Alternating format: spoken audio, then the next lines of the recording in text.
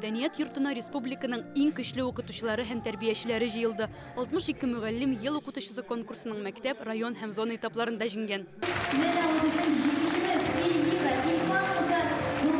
Иң беренче сабыйлар белән эшләүчеләрне хөрмәтлиләр. Бакчаларда татар телен укытучылар арасында Эльвира Султанова җиңү яулады. 23 яшьлек кыз 4 ел махсус методика буенча белем бирә. Кросснес технологиясе белән таныштырып киттем үземне жюри әгъзаларын һәм шуның белән аларның игътибарларын җәлеп итә алдым. Технологияның асылы туган тел ярдәмендә логикага басым ясап балаларны сүз тизмәләр тизергә, аннан инде бәйләнешле сөйләмнәрен үстерүдә булып тора.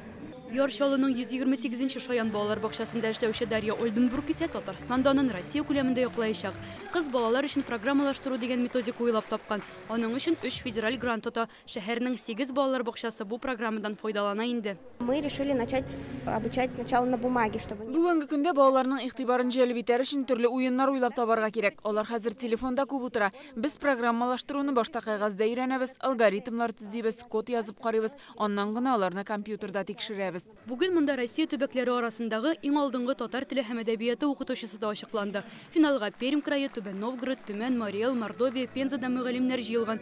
Җиңүчеләр Казан белән Мәскәүдән. Безнең сыйныфларда төрле төрки милләт балалары укый, һәм шулай ук татарларда укый. Ул безнең бердән-бер татар мәктәбе. Без телләрне чагыштырып, еш кына инде дәресләрдә мәдәниятебезне чагыштырып, менә шулай итеп дәресләрне өйрәнәбез. Безнең конкурсантлар барысы да бик көчле, барысы да бик лаеклы. Шуңа күрә безнең көрәш бик шундый җиңелләрдән булмады дип әйтәсем килә, әмма мин шат, Аллага шөкер.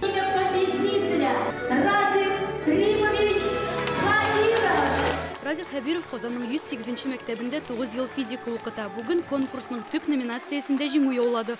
Аның мәктәпкә килү тарихы да кызыклы. Мин башта төзүчеләр университетында укыган идем. Ләкин эшли башлаганнан соң аңладым ки, биналарына төзүсе килмәде минем.